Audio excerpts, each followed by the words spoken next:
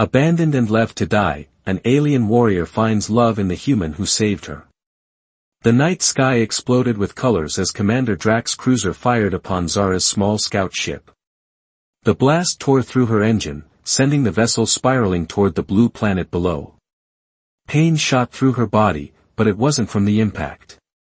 It was from the plasma wound in her back, inflicted by her own commander moments before she escaped. "Traitor," Zara whispered through gritted teeth, her four-fingered hand pressing against the wound as her purple blood seeped between her fingers. The ship's emergency lights bathed her gray skin in an eerie red glow. Warning alarms blared as the scout ship entered Earth's atmosphere, heating the hull to dangerous levels. Zara had been loyal to the Kryvax Empire for all her 20 cycles. She had fought bravely in their war against the humans, rising quickly through the ranks to become one of Commander Drax's elite warriors. But everything changed when she discovered those encrypted messages, proof that Drax was selling weapons to both sides, prolonging the war for profit. When she confronted him, his response was a plasma blast to her back. The ship bucked violently as it tore through clouds. The navigation system was dead. Life support failing. Zara strapped herself into the pilot's seat and pulled desperately at the manual controls, trying to slow her descent. Trees and mountains rushed up to meet her. Impact. The world went black. Alex Thomas hiked through the forest, his breath forming clouds in the cold morning air. He'd moved to this remote cabin in the Montana wilderness 6 months ago, seeking solitude after leaving the military. The mountains had become his sanctuary, a place without the noise of war or the ghosts of fallen comrades. A bright flash lit up the sky above him, followed by a thunderous boom that shook the ground beneath his feet. Something massive had crashed into the forest about a mile ahead. Instinct took over. Alex broke into a run, weaving between trees, following the trail of broken branches and disturbed earth. The object had carved a deep trench through the forest before coming to rest in a small clearing.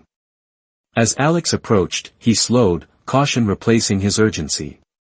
This was no meteor. The sleek, metallic craft was clearly manufactured, its design unlike anything he'd ever seen.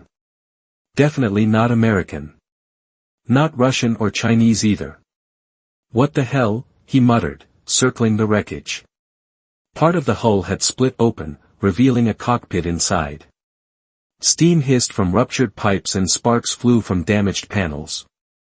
And there, slumped over the controls, was a figure. Alex's military training kicked in. He approached carefully, alert for any dangers. When he reached the cockpit, he froze. The pilot wasn't human. The creature was humanoid but clearly alien, gray skin with a slight purple tint, no visible nose, just breathing slits, and large, almond-shaped eyes currently closed. Its head was hairless with ridged patterns along the skull. It wore some kind of armored suit, now damaged and stained with purple fluid that Alex assumed was blood. Everything he'd been taught told him to back away. Call authorities. This was way above his pay grade. But something made him pause. The alien was injured, possibly dying. And something about the wound on its back, it looked like a weapon blast, not an injury from the crash. "Ah, hell," Alex muttered. He couldn't just leave a wounded being to die, human or not. Decision made, he carefully extracted the alien from the wreckage. Alex realized, noticing the feminine features, was lighter than he expected. Her skin was cool to the touch, but he could feel a pulse. At least, he hoped that's what the strange fluttering beneath her skin was. He glanced around nervously. It wouldn't be long before others noticed the crash. Military. Government agencies. Scientists who would want to study this alien. Alex knew how that would go. He'd seen how the military treated enemy combatants. An alien would be lucky to survive the examination. Alex made his choice. He hoisted the unconscious alien over his shoulder and headed back toward his cabin. Whatever happened next, at least he'd given her a chance. Pain was Zara's first sensation as consciousness returned. Then confusion.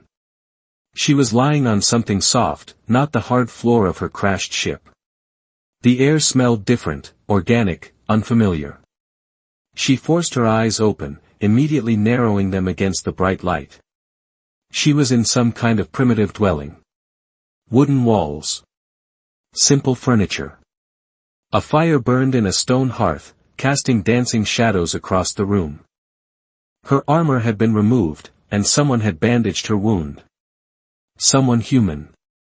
Alarm shot through her. She tried to sit up, but pain lanced through her back, forcing a hiss from between her teeth. "Easy there," a voice said from nearby. "That wound is pretty deep." A human male stepped into view. Tall, with dark hair and a face covered in short facial hair. He wore simple clothing, nothing like the military uniforms of the humans she'd fought in space. His hands were empty. No weapons. Zara's hand instinctively went to her side where her plasma dagger should be, but found nothing. "Looking for this?" The human held up her weapon but made no move to use it. "I had to take it. Wasn't sure if you'd try to kill me when you woke up." Zara studied him warily. "Why am I here? Why not turn me into your military?"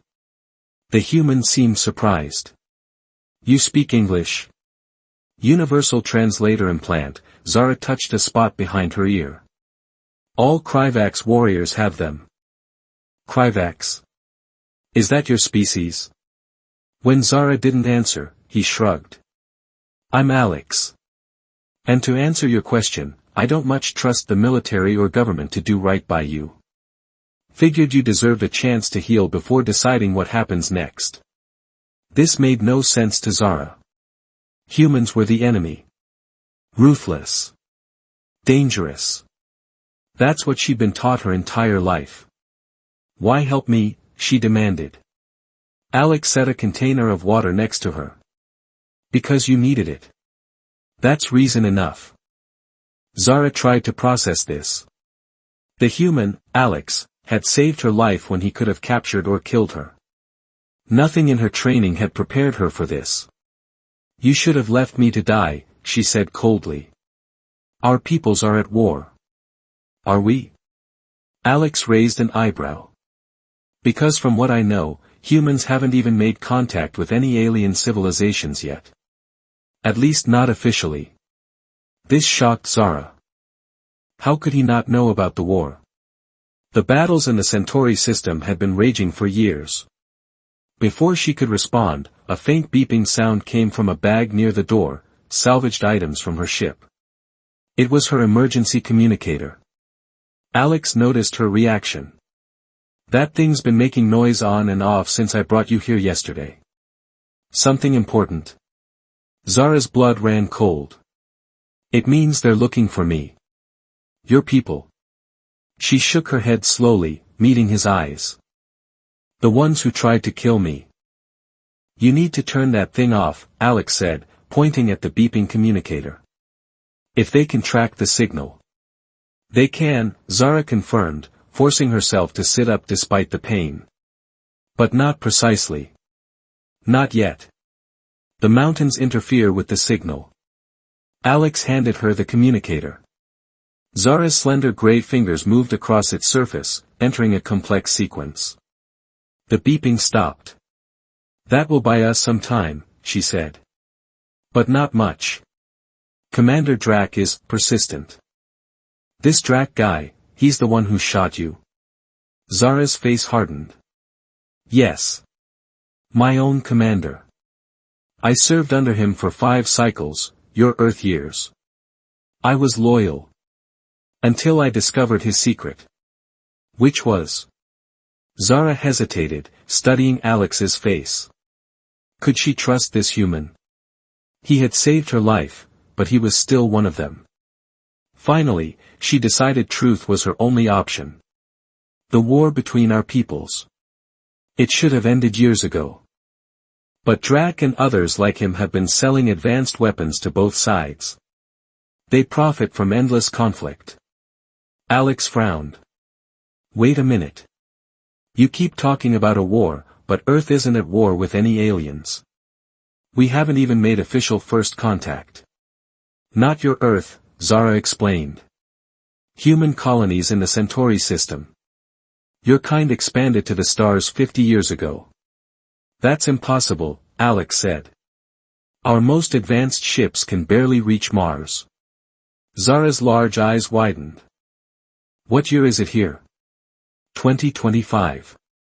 She let out a sound that might have been a laugh. Time dilation. The battle was near a gravity well. My ship must have. She shook her head. I've fallen back in time. The human expansion doesn't begin for another 30 of your years. Alex sat down heavily in a chair across from her. So you're telling me you're from the future? Fighting a war that hasn't even started yet? From your perspective, yes. They stared at each other in silence, the implications hanging between them. 3 days passed. Zara's wound began to heal, faster than a human's would have. Alex brought her food, mostly plants and fruits, after discovering she couldn't digest meat. They talked, cautiously at first, then more openly. Zara learned that Alex had been a soldier too, fighting in human conflicts in distant lands. He understood battle, loss, betrayal. In some ways, their experiences weren't so different. Your dwelling is primitive, Zara commented one evening as Alex stoked the fire. He smiled. Compared to spaceships, I'm sure it is. But out here, it's just me and the mountains. Simple. Peaceful. Peace, Zara repeated the word as if tasting it. In the Kryvax Empire, we're taught that peace is weakness. That only through strength and conquest can civilization advance. And what do you believe? The question startled her. No one had ever asked what she believed. Orders were to be followed, not questioned. I don't know anymore, she admitted. Everything I was taught seems less certain now. That night, Zara stepped outside the cabin for the first time. The mountain air was cold against her skin, but she welcomed the sensation. Above her, stars filled the sky, the same stars she had fought among, but seen from a different angle, a different time. Alex joined her, offering a blanket which she gratefully accepted. Your planet is beautiful, she said quietly. It has its moments, Alex agreed. Those mountains there, he pointed to the east, they glow red at sunrise. Like they're on fire. Zara looked at him, curiosity overriding caution. Will you show me the sunrise? He smiled. Of course. The next morning, they sat together on a ridge overlooking the valley as the first light of dawn touched the mountains. Just as Alex had promised, they seemed to burn with inner fire. In all my travels, I've never seen anything like this, Zara admitted. That's the thing about Earth, Alex said. It's not the most advanced or powerful place in the universe, I guess. But it has its own kind of magic. A comfortable silence fell between them. Then Zara stiffened. What's wrong? Alex asked. Listen. At first, Alex heard nothing unusual, just the morning birds and the whisper of wind through pines. Then he caught it, a faint humming, like electrical wires, but deeper. It was coming from above. They're here, Zara whispered. A scout ship. Searching. Alex grabbed her hand instinctively. The cabin. We need to. No. Zara squeezed his hand. They'll detect my life signs if we move in the open. We must stay still, under these trees. They huddled together beneath a large pine. The humming grew louder, then began to fade as the invisible ship moved away. They'll be back, Zara said grimly. That was just the first sweep. Alex looked at her with newfound determination. Then we better prepare. Back at the cabin, Zara rummaged through the items Alex had salvaged from her ship. My neural link is damaged, but I can still access some of the ship's data. She held up a small device. This contains tactical information about Drax's squad. Their strengths, weaknesses. You think they'll send the same squad after you? He won't trust anyone else for this mission. Drac needs me silenced before I can reveal what I know. Alex checked his hunting rifle, knowing it would be useless against advanced alien technology. So what's our play? Zara hesitated. You don't have to be part of this. This isn't your fight. It became my fight when I pulled you from that wreckage, Alex said firmly. Besides, sounds like these guys would happily wipe out a human witness. Their eyes met, and something shifted between them. For the first time, Zara saw Alex not as just a human, but as an ally. Perhaps even a friend. Very well, she said. First, we need to understand why they want me dead. She activated a holographic display from her wrist device. Images flickered in the air between them, star maps, battle plans, encrypted messages. This is what I discovered before Drac shot me. He and several high-ranking officials have been orchestrating attacks on both human and Kryvax outposts, blaming each side for the other's losses. All while selling advanced weapons through black market channels. Alex studied the floating images with awe and horror. They're manufacturing a war. Exactly. A perpetual conflict that lines their pockets with wealth and power. Zara's voice hardened. Thousands have died, my people and yours, for their greed. And now they want to make sure you never tell anyone. Zara nodded grimly. They will not stop until I am dead. Outside, a distant rumble of thunder rolled across the mountains. But both of them knew it wasn't thunder. More ships were entering the atmosphere. How long do we have? Alex asked. Zara's large eyes met his. Not long. But we have one advantage they don't. What's that? A rare smile crossed her alien features. They think I'm alone. The forest grew eerily quiet as 3 Kryvax ships descended into the valley, cloaking devices active but still disrupting the air with their energy fields. Birds fled. Animals hid. Even the wind seemed to hold its breath. From their hiding spot in a small cave half a mile from Alex's cabin, Zara watched the tactical display on her wrist device. 5 red dots moved through the forest, her former squad mates. Wenger leads them, she whispered, pointing to one dot moving faster than the others. He's our biggest threat. Enhanced vision, cybernetic reflexes. Alex checked the makeshift weapons they had prepared, hunting knives, a few improvised explosives made from chemicals in his shed, and Zara's plasma dagger, which she insisted he take. I still don't understand why you gave me your only real weapon, he said. Zara's expression was difficult to read. Because you will need it more than I will. Before he could question her further, she continued. The others, Krell and Mevis are trackers. They'll follow our scent. Drav and Lorik are heavy weapons specialists. 5 elite alien warriors against 1 human with a hunting rifle and 1 injured alien. Alex tried to sound confident despite the odds. No problem. Zara's lips curled slightly, her version of a smile. I fought alongside them for years. I know how they think, how they move. She touched the healing wound on her back. And they believe I'm weakened. Aren't you? Yes. But they don't know about you. Alex raised an eyebrow. I'm flattered, but I'm not exactly a secret weapon against advanced alien technology.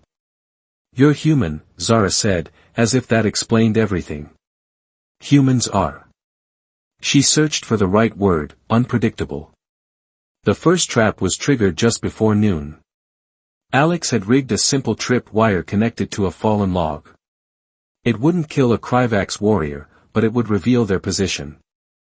The log swung down with tremendous force, catching one of the aliens, Krell, Zara whispered, in the chest. The impact sent him flying backward. They'll be more cautious now, Zara said. Come, we need to move. They slipped deeper into the forest, using the techniques Zara had taught Alex over the past day, walking on rocks to leave no footprints, using pine sap to mask their scent. Wait, Zara suddenly froze. She pointed to a nearby stream. Water. It will hide our trail. They waded upstream for nearly a mile before exiting onto a rocky outcropping. Zara's wound had begun to seep purple blood again from the exertion, but she refused to rest. There's an old mining tunnel ahead, Alex said. It could give us cover. Zara nodded. Good. We can. A blast of energy struck the tree beside them, instantly turning it to ash. They dove for cover as 3 more blasts followed. There. Alex pointed to a figure moving through the trees, humanoid but clearly alien, with the same gray skin as Zara and wearing sleek black armor. Venger, Zara confirmed. Run. They sprinted toward the abandoned mine entrance, energy blasts exploding around them. Alex felt the heat of 1 pass inches from his head. Just as they reached the mine entrance, Zara stumbled. Alex grabbed her arm, pulling her inside as another blast struck the rock face above them. Inside the dark tunnel, they pressed themselves against the wall, breathing hard. Dust and small rocks tumbled down from the blast impact. Are you hit? Alex asked urgently. No. Old wound. I'm fine. Her breathing was labored, but her eyes remained fierce. Alex peered out from the mine entrance. I don't see him. He's calling the others, Zara said. Surrounding us. Alex felt a moment of despair. They were trapped. But when he looked at Zara, he saw not defeat but calculation in her eyes. This is where we make our stand, she said. Zara tore off a piece of her undershirt, revealing more of her gray skin beneath. She wrapped it around a stick and dipped it in some kind of fluid from her wrist device. Luminescent enzyme, she explained. It will burn for approximately 20 minutes. She lit the makeshift torch, casting the mining tunnel in an eerie blue glow. The tunnel splits ahead, Alex said. If we can lead them in and separate them. Zara nodded. Divide and conquer. A basic but effective strategy. They moved deeper into the mine, setting traps along the way, trip wires, rock falls, narrow passages where they would be forced to advance single file. As they worked, Zara told Alex more about her squad. We were created to be the perfect warriors. Trained from birth to fight, to kill, to obey without question. Created? Alex asked. Genetically engineered. Our species has mastered biotechnology. We are stronger, faster than natural-born Kryvacs. There was no pride in her voice, only statement of fact. So what made you different? Why did you question orders when the others didn't? Zara was silent for a moment. A mission went wrong. A human colony on Proxima B. We were ordered to eliminate all inhabitants, but I found children hiding. I couldn't do it. I reported them as already dead. She looked down. That was the first time I disobeyed an order. You saved them, Alex said softly. I began to question everything after that. Why we were fighting. Who benefited from the war? Her large eyes met his. Then I found proof of Drax's betrayal. A distant sound echoed through the tunnel, footsteps. Multiple sets. They're here, Zara whispered. They took positions at the main junction of the tunnel. Alex behind a fallen support beam, Zara hidden in a small alcove. The blue torch cast moving shadows on the rough walls. The footsteps grew louder. A beam of light swept through the tunnel. Zara, a deep voice called out. We know you're in here. Make this easy on yourself. Venger, Zara whispered to Alex. The others will be spreading out to block escape routes. More footsteps. More lights. The hunters were closing in. You were always too soft, another voice called, female, cold. Too many questions. Too many doubts. Mevis, Zara identified for Alex. The commander explained everything, Venger's voice echoed closer. How you were planning to sell secrets to the humans. How you betrayed us all. Zara's fists clenched. Lies, she whispered. The tunnel fell silent for a moment. Then, we found your human friend's dwelling. Interesting company you're keeping these days. Alex and Zara exchanged glances. The hunters were trying to provoke a response, to pinpoint their location. Perhaps we should pay a visit to the other human settlements we detected, Mavis called out. See if they're as welcoming to aliens as your little pet was to you. Zara's eyes widened in alarm. They wouldn't. She began, then stopped. No, they would. Drac would order it to cover his tracks. What do we do? Alex whispered. Zara's expression hardened with resolve. We end this. Now. She stood up from her hiding place, stepping into the open. I'm here, Venger, she called out, her voice echoing through the tunnel. Let's finish this. Just you and me. Lights immediately focused on her. Alex tensed, ready to spring from his hiding spot, but Zara gave him a subtle hand signal to wait. Venger stepped into view, his imposing figure silhouetted against the tunnel entrance. No tricks, Zara. You know you can't win. No tricks, she agreed. Just truth. The truth about Drac. About the war. About how many of our brothers and sisters have died for his profit. Venger hesitated. Behind him, other shadows appeared, the rest of the squad. Careful, Commander, Mavis warned. She's trying to turn you against our mission. Not trying to turn you, Zara said. Trying to remind you of who we were meant to be. Protectors, not murderers. Venger raised his weapon. Enough talk. Before you kill me, Zara said calmly, answer me one question. Have you ever seen the sunrise on Earth? Venger paused, weapon still aimed at Zara's chest. What kind of question is that? A simple one, Zara replied, standing tall despite her injury. Have you seen how the mountains glow red in the morning light? How the sky changes from black to purple to blue? Have you felt the wind on your skin without armor between you and the world? Confusion flickered across Venger's face. The other squad members exchanged glances. This planet isn't just another target, Zara continued. And its people aren't our enemy. They never were. We've been fighting a lie. Enough. Mavis stepped forward, her weapon humming with deadly energy. Commander Drac warned us about her manipulation. Then why did he shoot me in the back? Zara demanded. Why not face me directly if I was the traitor? A moment of uncomfortable silence followed. Even Mavis hesitated. I have proof, Zara said. She slowly reached for her wrist device. Don't move. Venger ordered. It's just data, Venger. The evidence I found before Drac tried to kill me. Her fingers hovered over the device. Let me show you who the real traitor is. The tension in the tunnel was thick enough to cut. Then Venger nodded once. Zara activated her device. A holographic display appeared between them, showing encrypted messages, transaction records, weapon schematics. These are communications between Drac and black market arms dealers, Zara explained. Both human and Kryvax. He's been selling weapons to both sides, sabotaging peace talks, ordering attacks that would inflame tensions.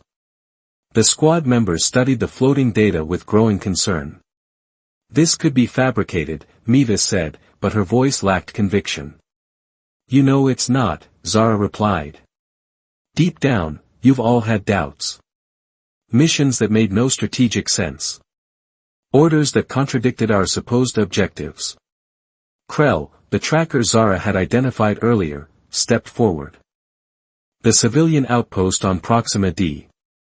We were told they were developing bioweapons. But we found nothing, Lorik added. Just families. Colonists. Check the date on that mission, Zara instructed. 3 days later, Drax's private account received a massive transfer from Terrigen Corporation, the human company competing for that same territory. The evidence was damning. Even Mavis lowered her weapon slightly. Venger's face hardened. If this is true. A new voice cut through the tension. It's not. Commander Drax stepped into view at the tunnel entrance, flanked by 2 drones with mounted weapons. His tall figure cast a long shadow in the mine's dim light. I'm disappointed, Venger, Drax said coldly. I expected you to complete this simple mission without falling for her lies. Hidden behind the fallen support beam, Alex watched the confrontation unfold. His hand tightened around Zara's plasma dagger. The plan had worked, Zara had created division among the squad. But Drax's arrival changed everything. Alex studied the new threat. Drax was taller than the others, with darker gray skin and cybernetic implants visible around his eyes and neck. The drones flanking him looked deadly, multiple weapon systems and what appeared to be energy shields. He caught Zara's subtle glance in his direction. 3 fingers extended against her leg, their signal. Wait for 3 more exchanges, then act. The only liar here is you, Drax, Zara said, standing her ground. How many of our brothers and sisters have died for your profit? Drax smiled coldly. War is business, Zara. The strong profit, the weak perish. It's the way of all civilizations. He looked at the squad. She's corrupted by human sentiment. Weak. Like all who question the natural order. There's nothing natural about endless war, Zara countered. 1 finger down. 2 remaining. The Empire rewards strength and vision, Drax said. My vision will bring us dominance over the humans and anyone else who stands in our way. Your vision is empty, Zara replied. I've seen what humans are capable of. Compassion. Courage. Things we've forgotten in our pursuit of perfection. Another finger down. 1 remaining. Drax laughed. And that's why you'll die here. Sentimentality is weakness. He raised his weapon. Any last words before I finish what I started on my ship? Zara looked directly at him. Just one. Now. Alex sprang from his hiding place, plasma dagger activated. The blue energy blade hummed as he drove it into the nearest drone, disabling its shields. Simultaneously, Zara dropped to the ground as energy blasts from Drax's weapon scorched the wall behind her. Chaos erupted in the tunnel. Venger and Krell turned their weapons on Drax, while Mavis and the others hesitated, caught between loyalty and the truth they'd just discovered. Traitors! Drax shouted, his second drone firing wildly. Kill them all. The remaining drone swiveled toward Alex, its weapons locking onto him. There was nowhere to run in the narrow tunnel. He braced for impact. But the blast never came. Zara threw herself in front of him, deflecting the energy beam with a small shield device from her armor. The force of the blast sent her crashing into Alex, both of them tumbling to the ground. Are you crazy? Alex shouted, pulling her behind a rock outcropping as more blasts filled the tunnel with heat and light. Perhaps, she admitted, wincing from the impact. But I couldn't let you die. Their eyes met in the chaos, human and alien, united in something deeper than either could name. The firefight intensified. Venger and Krell had taken defensive positions, returning fire against Drax and his remaining drone. Lorik lay wounded, with Drav trying to drag him to safety. Mavis was nowhere to be seen.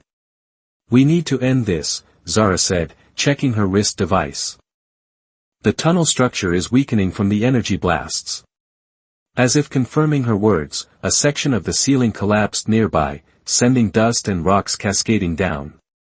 I have a plan, Alex said, pointing to his backpack. The explosives we prepared. If we can get them close enough to Drax's position. Too dangerous, Zara cut him off. I'll do it. You're wound. Is not as important as stopping him. Her expression softened. You saved me, Alex. Now let me save you, and your world." Before he could protest, she grabbed the backpack and darted into the open, using fallen rocks as cover as she made her way toward Drax's position. Alex watched in horror as energy blasts narrowly missed her. He gripped the plasma dagger, ready to follow, when a hand grabbed his shoulder. Human. It was Mevis. To his surprise, she wasn't aiming her weapon at him. "Follow me. There's another way around." Zara reached the tunnel junction, the backpack of explosives clutched against her chest. Drax was just ahead, shouting orders to his remaining drone. He hadn't seen her yet. Just a few more steps. "Zara." Drax suddenly turned, weapon raised. Always the fool. She froze, caught in the open.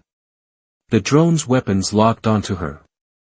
"I should have confirmed your death on my ship," Drax snarled. "A mistake I won't repeat." "Neither will I," came Alex's voice from behind Drax. Drax spun around to find Alex and Mevis emerging from a side passage. In his moment of distraction, Zara lunged forward, hurling the backpack of explosives at the drone. It detonated on impact, the blast sending everyone to the ground. The tunnel began to collapse. Rocks and support beams crashed down. "Run!" Wenger shouted from somewhere in the dust and confusion. Zara felt strong arms lifting her. "Alex." Together they stumbled toward the exit, following the others as the mine collapsed behind them. Daylight had never looked so beautiful. They emerged from the tunnel just as the final section caved in, sending a cloud of dust billowing out into the forest. Zara counted the survivors, Wenger, Krell, Mevis, and Drav carrying the wounded Lorik. "Drax?" she asked. Wenger shook his head. "Buried." An uneasy silence fell over the group. Former enemies, now uncertain allies. "What happens now?" Alex asked, still holding Zara's hand. Wenger looked at the human, then at Zara. "The evidence you showed us. It changes everything. We need to return to the Empire," Mevis said. "Expose the corruption. End this war before it begins." Zara nodded. "Yes." Then she looked at Alex, and something in her expression shifted. "But not yet." She turned to her former squad. "I've learned something important here. Something I need to understand better." "What's that?" Wenger asked. Zara glanced at the sky, where the sun was beginning to set, painting the mountains in brilliant gold and red. "How to watch a sunset," she said softly. "And how to see a sunrise." 3 days later, Zara stood with Alex on the ridge overlooking the valley. The ships were repaired, ready for the journey back to Kryvax space. "Will you return someday?" Alex asked. "Yes," Zara said without hesitation. "When the time is right. When our peoples are ready to meet properly. I'll probably be an old man by then." She smiled, a real smile, something she had learned from him. "I'll find you. No matter how old you are." As the first light of dawn touched the mountains, setting them ablaze with that magical red glow, Zara turned to Alex. Their worlds were separated by light years and decades, but in this moment, none of that mattered. She leaned forward, pressing her forehead against his in the traditional Kryvax gesture of deepest affection. "Thank you," she whispered, "for teaching me what it means to be truly alive." Alex gently placed his hand against her cheek. "And thank you for showing me I wasn't as alone as I thought." The sun rose higher, bathing them in golden light as their lips met, human and alien, warrior and healer, two souls who had found each other across the stars. Behind them, the Kryvax ships hummed to life, ready for the journey that would change two civilizations forever. But for now, in this perfect moment, there was only sunrise, and love, and hope.